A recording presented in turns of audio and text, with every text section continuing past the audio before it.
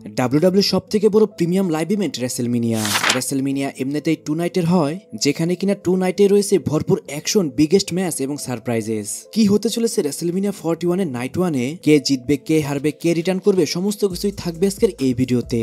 Guys, এইটা একটা prediction video, চলুন শুরু করা যাক। Jacob Fatu versus LA Knight US championship match. এই ম্যাচটি একমাত্র ম্যাচ যে ম্যাচটি নিয়ে সবাই শিওর রয়েছেন এই ম্যাচটার মধ্যে কে জিতবে। হ্যাঁ গাইস, রিউমার অনুযায়ী এই ম্যাচটার মধ্যে সবথেকে বেশি চান্স রয়েছে জেকব ফার্টু এই ম্যাচটার মধ্যে উইন করে সে হয়ে যাবে নিউ ইউএস চ্যাম্পিয়ন। কিন্তু গাইস, এটা তো ছিল একটা রিউমার। এছাড়াও রেসেলমিনিয়াতে অনেক কিছু হয়ে যেতে পারে। যেহেতু আমরা জানি সোলো সিকোয়ার সাথে কিছুদিন আগে জেকব ফার্টু বিট্রেল করেছে, তাই এখানে সোলো সিকোয়ারও কিছু ইনভলভমেন্ট থাকতে পারে। আমরা এমনটাও দেখতে পারি সোলো সিকোয়া জেকব ফার্টুর সাথে বিট্রেলও করতে পারে। তাই গাইস, দেখতে গেলে তো এই ম্যাচটার মধ্যে জেকব ফার্টু উইন করবে, কিন্তু সেখানে সোলো সিকোয়ারও ইন্টারফারেন্স থাকতে পারে। এল গ্রান্ডে আমেরিকানো ভার্সেস রে মিস্টেরিও। গাইস, এই ম্যাচটা নিয়ে ডাব্লিউডাব্লিউই কোনো রকমেরই হাইপ ক্রিয়েট করতে পারেনি। শুধু এইখানে আমাদের এল গ্রান্ডে আমেরিকানোকে বোঝানো হয়েছে চ্যাট গেবলকে। দেখতে গেলে গাইস, এটা সেরকম কোনো হাইপ নয় একটা ম্যাচের জন্য, কিন্তু আমি বলবো এই ম্যাচটা আপনারা এনজয় করতে পারবেন, কারণ এই ম্যাচটার মধ্যে রয়েছে লেজেন্ডারি রে মিস্টেরিও। এছাড়াও চ্যাট গেবলও অসাধারণ একজন রেসলার। তাই গাইস, এই ম্যাচটার মধ্যে আপনারা অসাধারণ রেসলিং দেখতে পারবেন। তাছাড়া আমার মনে হচ্ছে এটাই হতে পারে রে মিস্টেরিওর লাস্ট রেসেলমিনিয়া। তাই অবশ্যই রে মিস্টেরিওর ফ্যানরা তো এই ম্যাচটা দেখবে।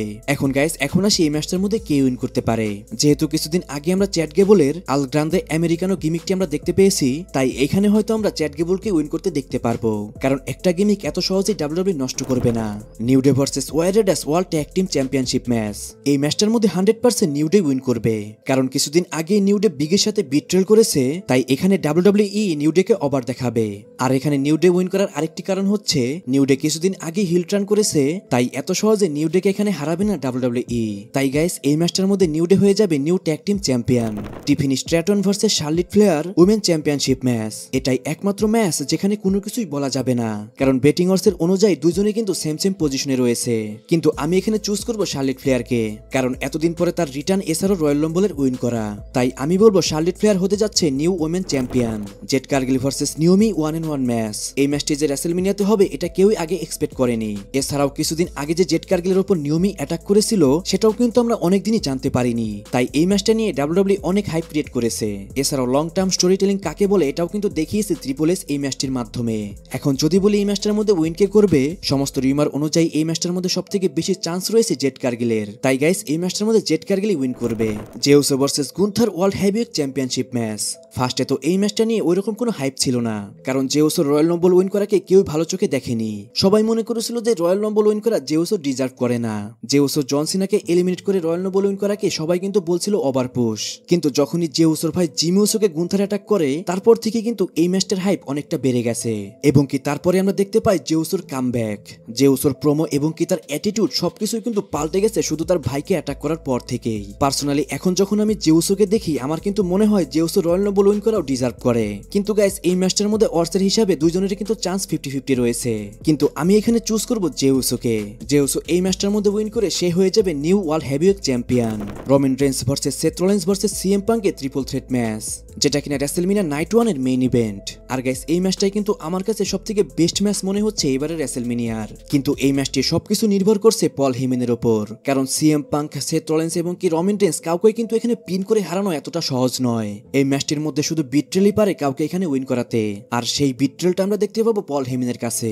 এখন দেখার বিষয় হলো পল হেমেনকে এখানে সিএম পাঙ্কে হেল্প করে নাকি সেথ রলিন্সকে এখানে হেল্প করে। গাইস, রিউমার এমনও শোনা যাচ্ছে সেথ রলিন্সকেও হেল্প করতে পারে পল হেমেন।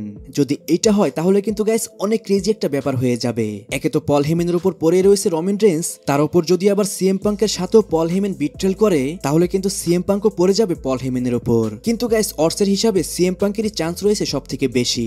রোমান রেইনসের ফ্যানদের মনে হয় এইবারের রেসেলমিনিয়াতেও হারতে দেখতে হবে রোমান রেইনসকে।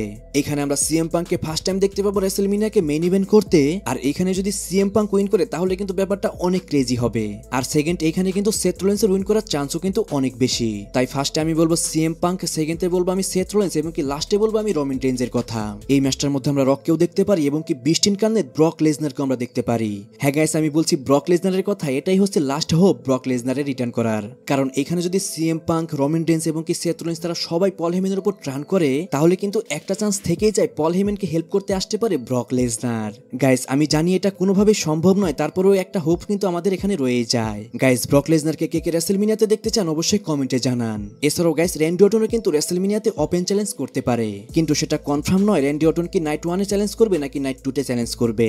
গাইস, কে হতে পারে র্যান্ডি অর্টনের অপোনেন্ট সেটা অবশ্যই কমেন্টে জানান। আর রেসেলমিনিয়া কিন্তু আমরা এপ্রিলের 20 তারিখ এবং কি 21 তারিখ সকাল 5টার সময় বাংলাদেশ টাইম এবং ইন্ডিয়ান সময় সকাল 4:30টার সময় আমরা দেখতে পাবো। আর সেটা শুধুমাত্র নেটফ্লিক্সে আমরা দেখতে পারবো।